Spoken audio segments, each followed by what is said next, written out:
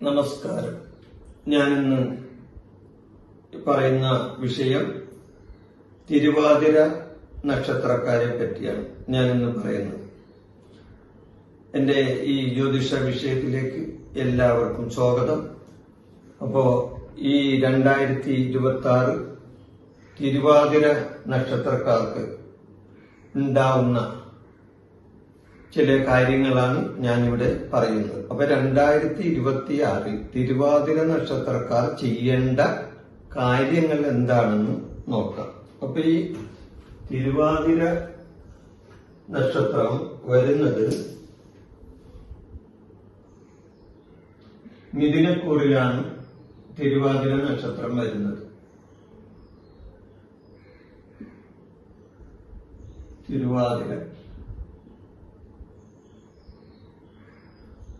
തിരുവാതിര നക്ഷത്രം മിഥുനക്കൂറിൽ വരുന്നു. ഇവിടെ വേഴം ഇവിടെ നിൽപ്പുണ്ട്. മിഥുനക്കൂറിലാണ് ഇപ്പൊ വേഴം നിൽക്കുന്നത്. അപ്പൊ മിഥുനക്കൂറിൽ വരുന്ന തിരുവാതിര നക്ഷത്രക്കാർക്ക് വേഴം അവരുടെ ജന്മരാശിയിൽ നിൽക്കുന്നു. ശനി 10ൽ കർമ്മഭാഗത്ത് നിൽക്കുന്നു. അപ്പൊ ഇത് ഗുണമാണ്, ഇത് ദോഷമാണ്. വേഴം ജന്മത്തിൽ നിൽക്കുന്ന അത്ര ഗുണമല്ല. എന്നാൽ വേഴം ഇപ്പൊ നിൽക്കുന്നത് വക്രഗതിയിലാണ് നിൽക്കുന്നത്. അപ്പൊ വക്രഗതിയിൽ നിൽക്കുന്ന ഗ്രഹത്തിന് ഫലദാന ശേഷി കൂട്ടിത്തരാൻ സാധിക്കും. അപ്പൊ അതുകൊണ്ട് വേഴം ഇപ്പോൾ ഈ തിരുവാതിര നക്ഷത്രക്കാരെ സംബന്ധിച്ച് നല്ല സ്ഥാനത്താണ് ഈ വേഴം നിൽക്കുന്നത്. എന്നാൽ ശനി നിൽക്കുന്നത് അത്ര നല്ല സ്ഥാനത്തല്ല, 10ലാണ് നിൽക്കുന്നത്. 10 കർമ്മഭാഗത്താണ് നിൽക്കുന്നത്. അതുകൂടാതെ രാഹു നിൽക്കുന്നത് 9 എന്ന് പറഞ്ഞ ഭാഗ്യസ്ഥാനത്ത്. അപ്പൊ ശനിയും രാഹുവും ദോഷസ്ഥാനത്താണ് നിൽക്കുന്നത്. വേഴത്തിനെ കൊണ്ട് ഗുണവുമുണ്ട്. അപ്പൊ ഇവരെ സംബന്ധിച്ച്, ഈ തിരുവാതിര നക്ഷത്രക്കാരെ സംബന്ധിച്ച് ഇവർ ഗുണകരമായ 2026 ഗുണകരമായി മാറ്റുന്നതിന് വേണ്ടി ഇവർ ചില വഴിപാടുകൾ നടത്താം. ഇത് വിശ്വാസികൾക്കുള്ള കാര്യമായിട്ടാണ് ഞാൻ പറയുന്നത്. അവിശ്വാസികൾ ഇതൊക്കെ ചെയ്യണ്ട. വിശ്വാസികൾ ഇത് ചെയ്താൽ അത് അവർക്ക് അതിന്റെ ഗുണം കിട്ടുന്നതാണ്. അപ്പൊ എന്തൊക്കെയാണ് ഈ തിരുവാതിര നക്ഷത്രക്കാർ ഈ 2026 ചെയ്യേണ്ടത് എന്നാണ് നമുക്ക് നോക്കേണ്ടത്. ഇവർക്ക് ഞാൻ പറഞ്ഞല്ലോ, ശനി 10ൽ കർമ്മഭാഗത്ത് നിൽക്കുന്നു. കർമ്മ തടസ്സങ്ങൾ ഉണ്ടാക്കും, തൊഴിൽ തടസ്സങ്ങൾ ഉണ്ടാക്കും, തൊഴിൽപരമായ പ്രശ്നങ്ങൾ ഉണ്ടാക്കും, വാക്കുതർക്കങ്ങൾ ഉണ്ടാക്കും, സാമ്പത്തിക തടസ്സങ്ങളും ഈ ശനി കർമ്മത്തിൽ നിൽക്കുന്നതിന്റെ പേരിൽ ഉണ്ടാവുന്നതാണ്. അപ്പൊ അതിന് ശനിക്ക് പരിഹാരം ചെയ്യണം. അപ്പൊ പരിഹാരം ചെയ്താൽ തീർച്ചയായിട്ടും നമുക്ക് രോഗം വന്നാൽ നമ്മൾ മരുന്ന് കഴിക്കണ്ടേ.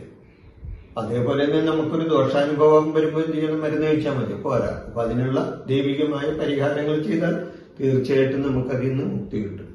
അപ്പൊ ശനിക്ക് പരിഹാരം ചെയ്യണം. ഈ തിരുവാതിര നക്ഷത്രക്കാർ 10ൽ നിൽക്കുന്ന ശനിക്ക് പരിഹാരം ചെയ്യണം. അതേപോലെ തന്നെ 9ൽ നിൽക്കുന്ന രാഹുവിന് പരിഹാരം ചെയ്യണം. വേണം ജന്മരാശിക്കാണ്, കുഴപ്പമില്ല. അവിടെ ധനപരമായ കാര്യങ്ങൾക്ക് ഇത് കിട്ടുന്നതാണ്, ഗുണം കിട്ടുന്നതാണ്. ധനകാരനാണല്ല അവിടെ നിൽക്കുന്നത്. അപ്പൊ അതുകൊണ്ട് കുഴപ്പമില്ല. എന്നാൽ ഇവരെ കൊണ്ട് ദോഷം, ഈ ശനിയെ കൊണ്ട് രാഹുണ്ട്. അപ്പൊ രാഹു എന്ന് പറഞ്ഞാൽ നാഗങ്ങളാണ്. ശനിക്ക് പരിഹാരം എന്തൊക്കെയെന്ന് ഞാൻ പറഞ്ഞില്ലല്ലോ. ശനിക്ക് പരിഹാരം ചെയ്യേണ്ടത് അയ്യപ്പന്, ശാസ്താവിന് എള്ളുതിരി കത്തിച്ച് പ്രാർത്ഥിക്കുന്നത് ഏറ്റവും നല്ലതാണ്. നിങ്ങളുടെ പക്കപ്പിറന്നാളിന്റെ അന്ന്, അതായത് നിങ്ങളുടെ തിരുവാതിര നക്ഷത്രത്തിന്റെ അന്ന് ശനിക്ക് ശനീശ്വര പൂജ നടത്തുന്നത് നല്ലതാണ്. കർമ്മ തടസ്സങ്ങൾ മാറ്റിത്തരാൻ. അപ്പൊ കണ്ടകസ്ഥാനത്താണ് ശനി നിൽക്കുന്നത്. ഈ 10 എന്ന് പറഞ്ഞ കണ്ടകമുണ്ട്. അപ്പൊ കണ്ടകസ്ഥാനത്താണ് ശനി നിൽക്കുന്നത്. ഒന്നിച്ചില്ലാൻ കൊല്ലുപോയി ശനി ഇപ്പൊ കണ്ടകസ്ഥാനത്ത് നിൽക്കണം. അപ്പൊ ഇതുവരെ ഇവർക്ക് എന്തെങ്കിലുമൊക്കെ ദോഷാനുഭവങ്ങൾ ഉണ്ടായിട്ടുണ്ടാവും. അത് തന്നെ 2026 ഇല്ലാതിരിക്കുന്നതിന് വേണ്ടിയാണ് ഞാൻ ഈ കാര്യങ്ങൾ ഇവിടെ പറയുന്നത്. അപ്പൊ ശനിക്ക് എള്ളുതിരി കത്തിച്ച് പ്രാർത്ഥിക്കാം, നീരാഞ്ജനം ചെയ്യാം. അതായത് അയ്യപ്പ സ്വാമിക്കും ശാസ്താവിനും പിന്നെ അതേപോലെ തന്നെ നിങ്ങളുടെ ഈ പക്കപ്പിറന്നാളിൻ്റെ അന്ന് നിങ്ങൾക്ക് നവഗ്രഹ ദോഷശാന്തി പൂജ നടത്തുന്നതും വളരെ ഉത്തമമാണ്.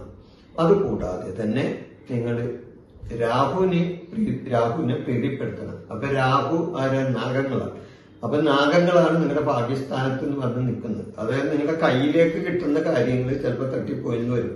അതിനേന് ഭാഗ്യദോഷം എന്ന് പറയണം. അപ്പൊ രാഹു അവിടെ നിന്ന് ഭാഗ്യത്തെ തടുക്കരുത്. തടുത്താൽ ആ തടുക്കാതിരിക്കാനുള്ള പരിഹാരം എന്താണെന്ന് വെച്ച് കഴിഞ്ഞാൽ നമ്മൾക്ക് ചെയ്യാം. അതെന്താണ്? നാഗങ്ങൾക്ക് 100 പാലും ആയില്യം പൂജ ഇങ്ങനെയുള്ള കാര്യങ്ങൾ ചെയ്യാം. വലിയ കടുത്ത നാഗങ്ങളെ കൊണ്ട് കടുത്ത ദോഷങ്ങൾ ഉണ്ടെങ്കിൽ അവർക്ക് സർപ്പബലി പോലെയുള്ള കാര്യങ്ങൾ ക്ഷേത്രത്തിൽ ചെയ്യുന്നത് വളരെ നല്ലതാണ്. അതൊക്കെ ഏതെങ്കിലും നല്ല ജ്യോതിഷന്റെ അടുത്ത് പോയി നോക്കിയതിന് ശേഷം സർപ്പബലിയെ പറ്റിയൊക്കെ ചിന്തിച്ചാൽ മതി.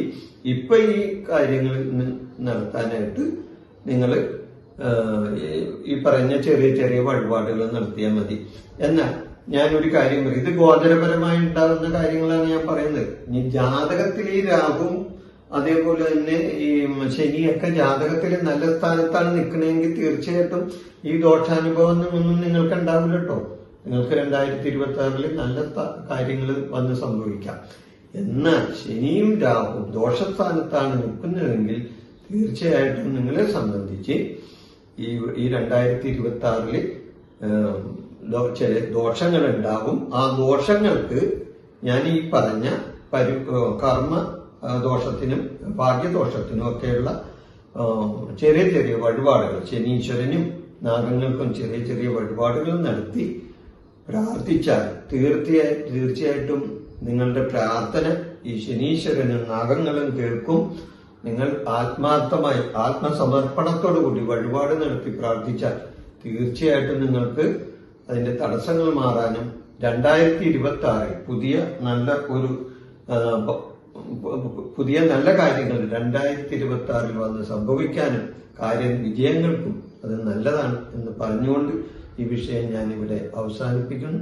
നിങ്ങൾക്ക് നന്ദി, നമസ്കാരം. എൻ്റെ ഈ ജ്യോതിഷ പ്രോഗ്രാം നിങ്ങൾക്ക് ഇഷ്ടപ്പെട്ടാൽ ഇത് സബ്സ്ക്രൈബ് ചെയ്യാനും ലൈക്ക് ചെയ്യാനും ബെൽ ബട്ടൺ അമർത്താനും മറക്കരുത്.